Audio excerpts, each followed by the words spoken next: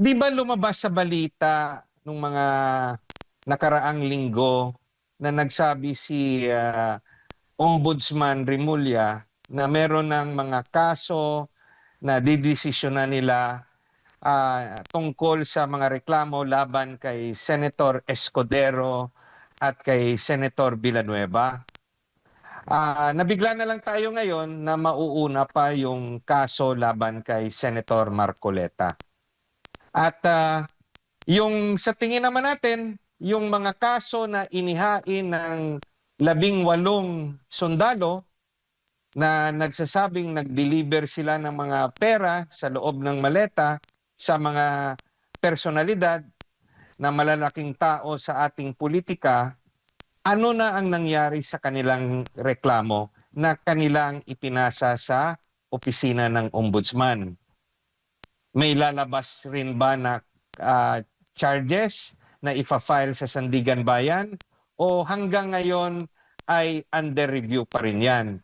At meron nga iba, nagbalita rin na meron na rin kaso na naihain laban kay former Speaker Romualdez. Pero hanggang ngayon, wala pa rin tayong alam, no? Kung ano na nangyari sa kasong yon na I suppose criminal complaints. Ano yung assessment po ninyo sa nangyayari ngayong pagtitipon dyan sa Liwasang Bonifacio? Binigla tayo ng INC, lumabas ito sa kanyang comfort zone at hindi lang isang malakihang rally but sila'y nanguna sa isang rally doon sa EDSA kung saan nag-cause ito ng malakihang traffic na hindi makadaan ang mga sasakyan. Sa tingin ng iba na inconvenient sila. Ito'y pagpapakita ng pagkakaisa ng INC kasama rin sa mga ibang grupo na nagkokondena sa patuloy na persepsyon ng katiwalian at kawalan ng hustisya sa ating bayan.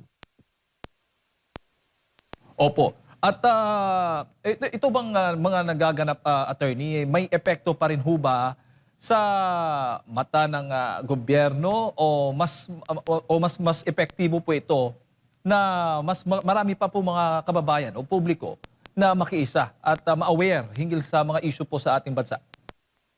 Sa personal kong opinion, wala pong epekto ito sa desisyon ng administrasyon. Yun nga yung nakakabahala, parang wala lang sa kanila, no? At sa tingin ko, kung merong mga panawagan na pa-resign si Pangulong Marcos, hindi magre-resign si Pangulong Marcos dahil sa mga mapayapang rally. So, yan po ang katotohanan at sa tingin natin, no, kahit gaano pa katagal ang isang mapayapang rally, walang mangyayari. So anong magiging silbi po nitong mga rally o pagtitipon na tulad po ng ganito, attorney?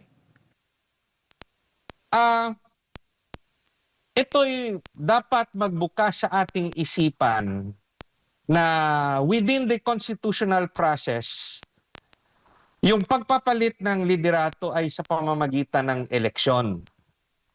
Magpapalakas dapat ang oposisyon kung sa tingin nila ay hindi na nila kaya ang pamumuno ni Pangulong Marcos, kailangan nilang mag-prepare para sa 2028 election.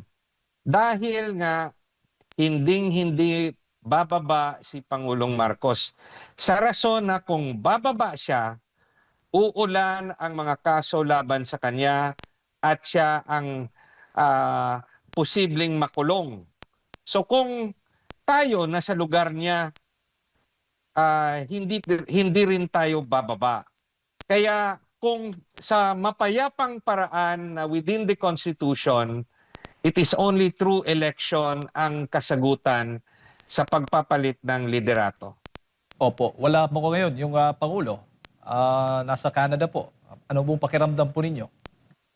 Dalawang pwedeng rason yan. Yung isa, gusto niyang lumayo sa gulo o dahil may mga mangyayari, no? Na gusto niya wala siya dito kung mangyayari yon. For example, kung lalabas yung kaso laban kay Senator Marcoleta at dadakpin si Senator Marcoleta, it could be done na wala ditong ating Pangulo. No?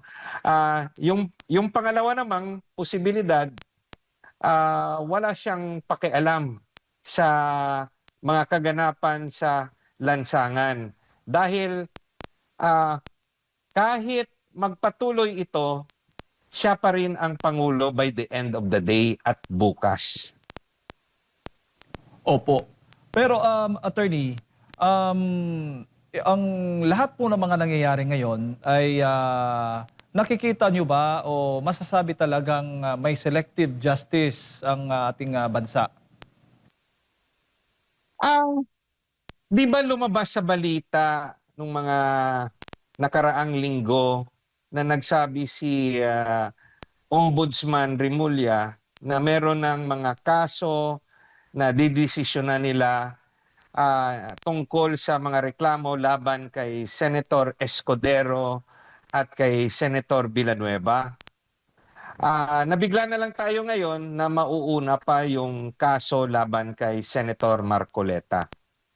At yung sa tingin naman natin, yung mga kaso na inihain ng 18 sundalo na nagsasabing nag-deliver sila ng mga pera sa loob ng maleta sa mga personalidad na malalaking tao sa ating politika, ano na ang nangyari sa kanilang reklamo na kanilang ipinasa sa opisina ng ombudsman? May lalabas rin ba na charges na ifa-file sa Sandigan Bayan o hanggang ngayon ay under review pa rin yan? At meron nga iba, nagbalita rin na meron na ring kaso na naihain laban kay former Speaker Romualdez. Pero hanggang ngayon, wala pa rin tayong alam, no? Kung ano na nangyari sa kasong yon na I suppose criminal complaints. But we also have to understand na bilang isang abogado, hindi talaga aakyat ang kaso kung kulang ang ebidensya, no? Kasi pag pinaakyat mo ang isang kaso na isang base sa mahinang ebidensya at nagkaroon ng arraignment at pagkatapos ng arraignment madidismiss ang kaso, magkakaroon ng tinatawag nating double jeopardy. Hindi na siya pwedeng ma-file ng panibagong kaso based on the same complaint, based on the same actions. So parang malilibre na siya dahil na-dismiss ang kaso niya dahil nga kulang sa ebidensya. A prime example, for example, yung sa testimonya ni former Congressman Zaldico. Napaka-importante ng kanyang testimonya para magkaroon ng katiyakang conviction laban sa mga taong gobyerno. Pero paano siya makatestigo? Wala siya sa Pilipinas. Yun nga lang, yung sinasabi kong very concrete evidence ay yung mga testimonya ng mga 18 na sundalo na kasama yung mga Marines, no? Yung kanilang testimonya are positive testimony. Dapat based on their testimony, dagdagan lang ng iba pang testimonya gaya ng pagsabpina, let's say ng mga record, no? Kung pwede, gamitin natin yung legislative process, ipabuksan rin yung mga bank accounts ng mga tinuturo nilang mga politiko, titignan, i-compare sa SALN, gaya ng kanila ginagawa kay Vice President Duterte, Yan yung sinasabi nating sana kung ginawa nila yon ng ombudsman at ng Kongreso, pag ginawa nila yon masasabi nating walang selective justice. Pero kung kanila lang i-strictly implement yung mga subpoena powers nila laban lang sa isang tao at yan yung kay Vice President Duterte, ah, masasabi nating bakit pinipili lang ang pagpapatupad ng batas.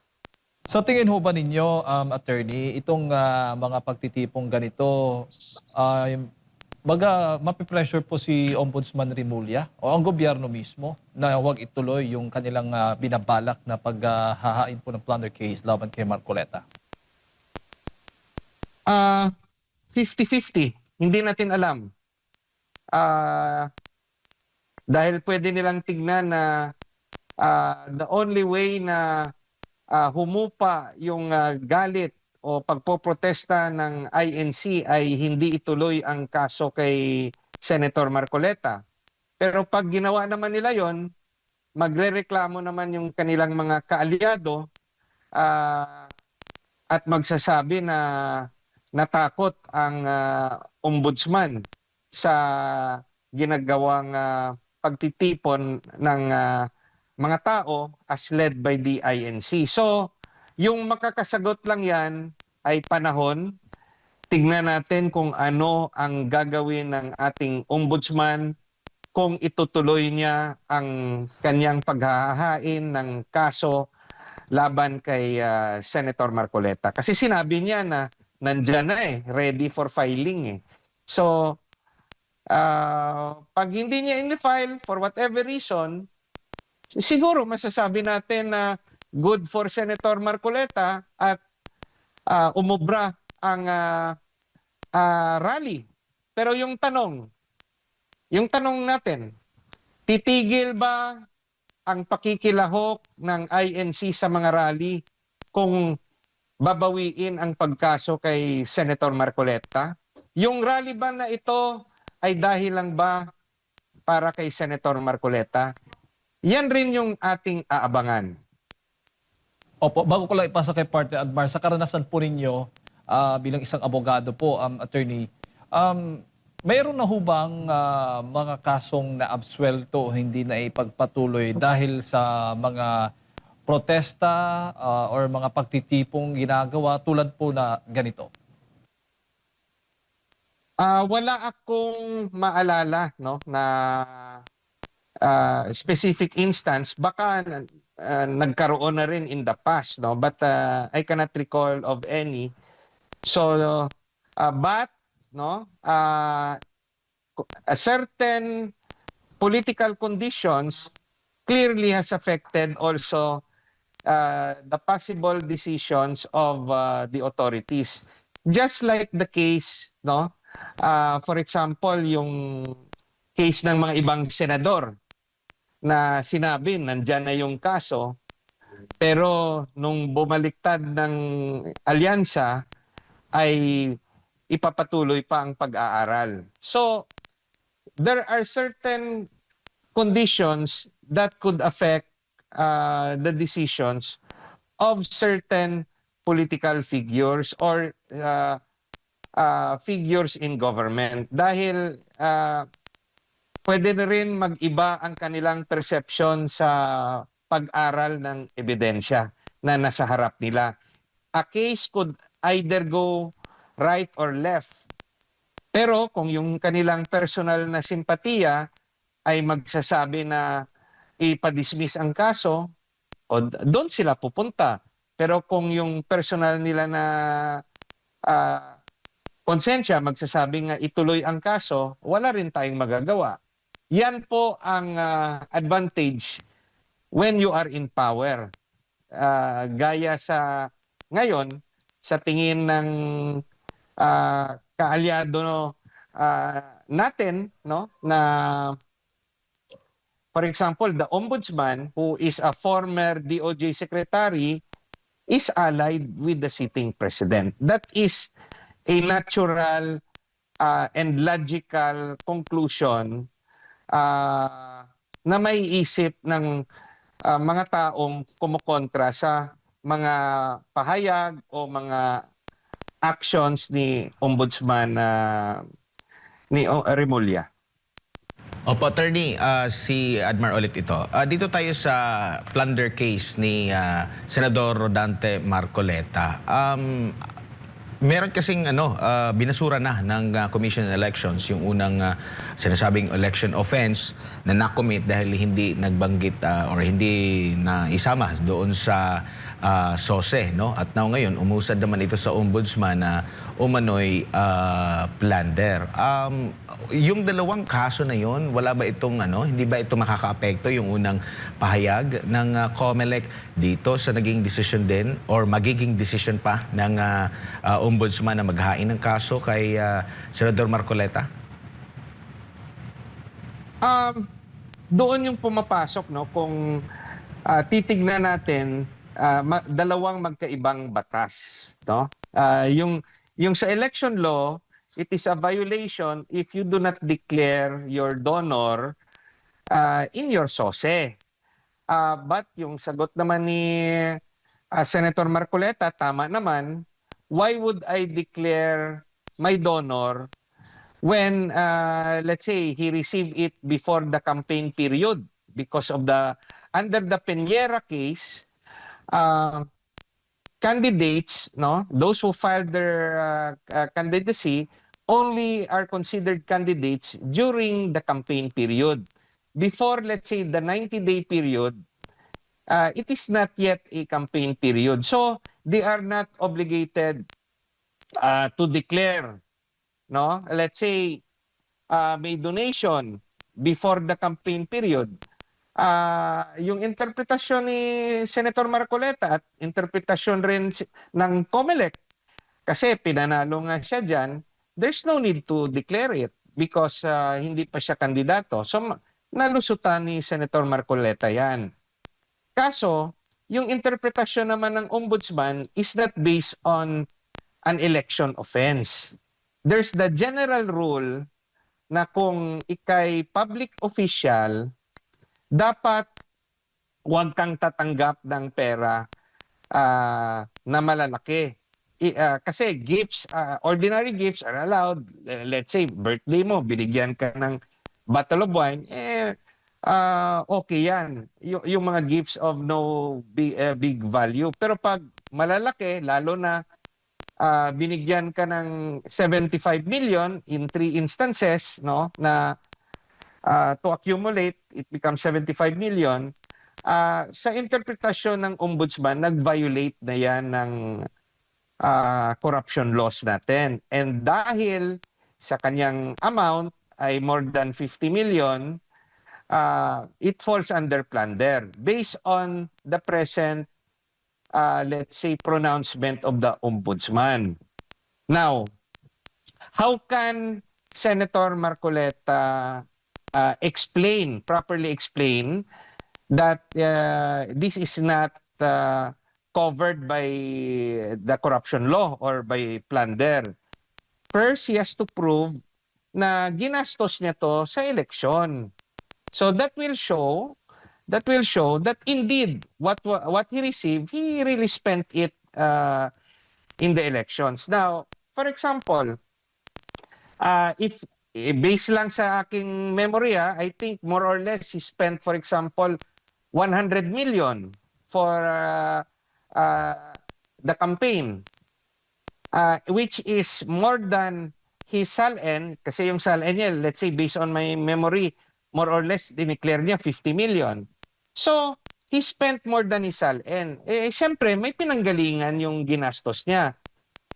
Doon niya masasabi na that proves that I spent it, whatever he received, which he is not legally obligated to declare in his SOSE, he spent it for election and not to accumulate to enrich himself. Now, hindi niya naman kasi pwedeng igastos lahat ng pera niya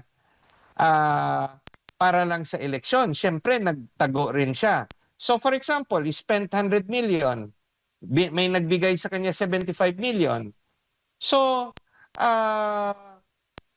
25 million comes from his personal funds. So yan yung pwede niyang ma-explain sa ombudsman na I really spent it for election and it's not for reason of graft, for reason of my public office. Because the very reason nga ang laki-laki ng gastos ko sa kampanya kasi may nagtulong sa akin at ginastos ko dyan. And under election laws, that is a valid reason na to justify na makareceive ka ng pera. Yun lang, there is an additional issue against him. Bakit hindi nilagay sa SALN na may donation? So, tignan rin natin kailan niya ginawa ang kanyang SALN. Pag ginawa niya yung SALN niya, let's say, before the campaign period, let's say exactly on the day of the campaign, the first day of the campaign period, hindi niya pa nagastos lahat ng 75 million. So, dapat nakalagay yan dyan na may malaking pera siya sa kanyang SALN. But if his declared SALN is dated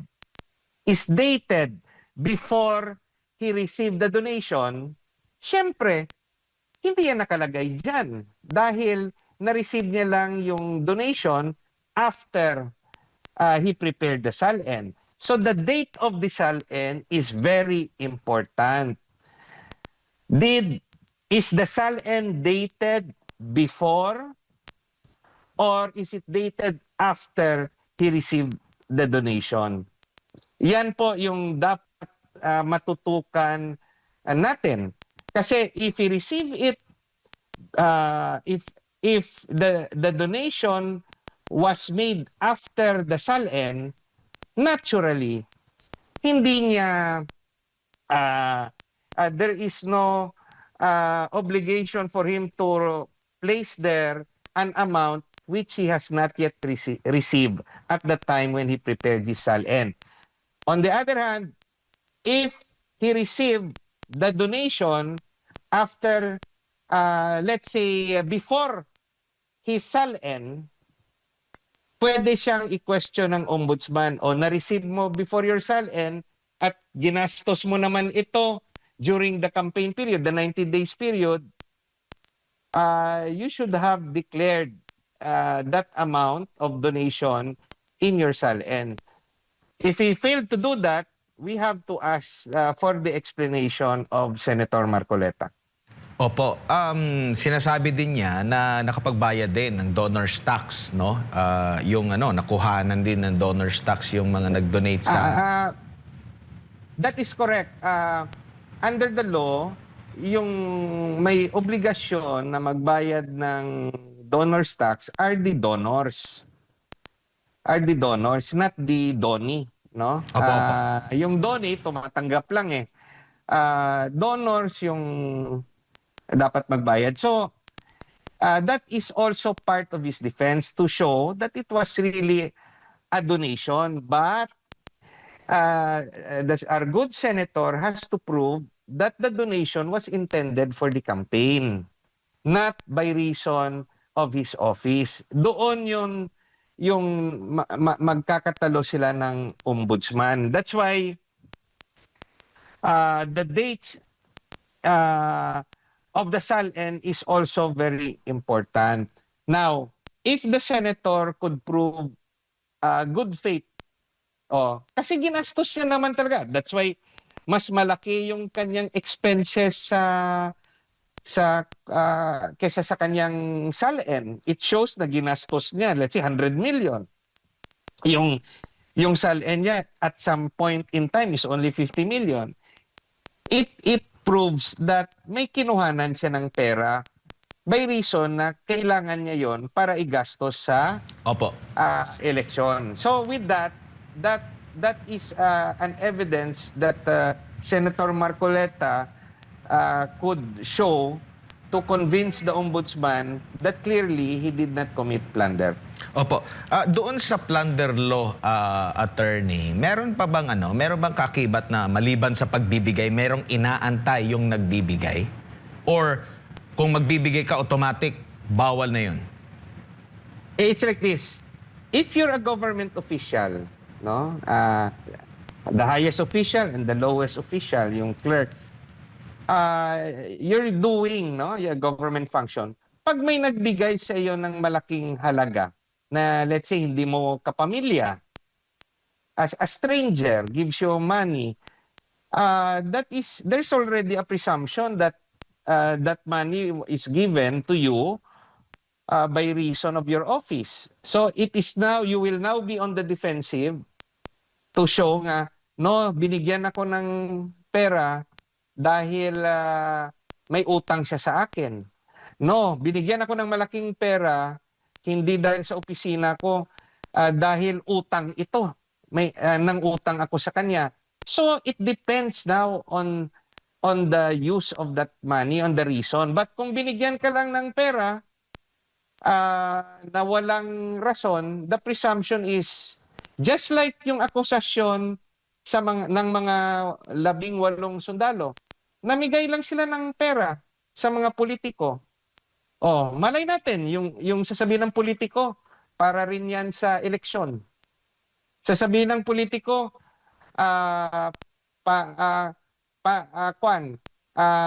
utang yan. Sasabihin ng politiko may sariling purpose yan.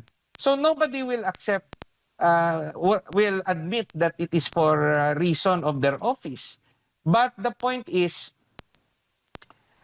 yung mga politiko na nakaka-receive ng malalaking halaga, they have to prove kung tinago nila yan, it shows that they did not, it is not for election. It is not for campaign. It's not a campaign contribution. Pero pag prinote nila na ginastos namin yan for election, di yan yung donation. Now, it's a different story if they violated another law, which is the election laws. We're only explaining, no, when you're a public official, you have to justify and strictly justify why you receive a big amount. And you have to prove that you spent it for a particular purpose or hindi mo ginastos, ibig sabihin, tinago mo at ibig sabihin, it was given to you presumably because of graft. Opo, marami tayong nababasa din sa social media, lumalabas sa ating wall, sa Facebook attorney na bakit kung ganito yung magiging logic ngayon ng gobyerno, lalo na ng ombudsman, tanging si Senador Marcoleta lang ba ang merong ganitong kaso? Kasi marami tayong nakikita. Bakit si ang dami, mas malaki pa nga dito sa perang sinasabi nitong si Senador Marcoleta na kanyang natanggap. Tingin mo, attorney? Itanong natin yung circumstansya. Dineclare ba sa SOSE or hindi yung pera? May nag-admit ba sila in public or hindi? Yun. In criminal prosecution, no, no complainant, no complaint. In the particular case dito, si Senator Marcoleta mismo na umamin na may tinanggap siya purposely for the election, for campaign contribution. So, it shows, binayaran rin yung donor stock. At as shown by SOSE, ginastos talaga ng ganun kalaki. And as justified also, sasabihin niya, I am not obligated to put it as a donation at that based on election law because it was given to me before the campaign period. So, yun yung merong rason rin si Senator Marcoleta na malas lang siya dahil yung ombudsman sees it differently, no? Strictly interpreting the law na nagsasabi na bawal magtanggap ng gift. O di yung depensa naman ni Senator Marcoleta, it's not a gift, it is a campaign contribution. So, yun nga yung sinasabi ko, the ombudsman could have decided either way, to the right or to the left. He could have just could just dismiss it, just like what the COMELEC did. But if he pursues this case, it's not the end of the world for Senator Marcoleta. The courts will have to decide on it. Yun nga lang, just like the case of Tatay Digong, habang nililitis ang kaso, nakakulong ang akusado because of the nature of the accusation. Yung pag-plunder, non-bailable in general. May lusot lang dyan si Senator Marcoleta if the evidence is weak. He has to argue that there is strong evidence showing that he really spent it for his campaign to justify that this was not given, the amount was not given by reason of his office, but by reason of being a campaign contribution for election purposes. Opo. Yan, attorney, siguro yung huling mensahe sa lahat po ng ating mga kababayan na nanonood po at nakikinig sa inyo sa mga oras na ito. Mga kababayan ko, napakagulo ng ating bansa sa ngayon, no?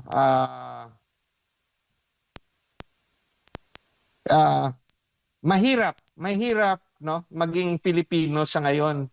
Naalala ko tuloy ang stories of history, no? At yung mga sulat na libro ni Gat Jose Rizal, yung Noli Me Tangere at El Filibusterismo. Yung mga nangyayari noon, umuulit pala. At yon ay applicable sa atin ngayon. Maraming salamat, SMNI.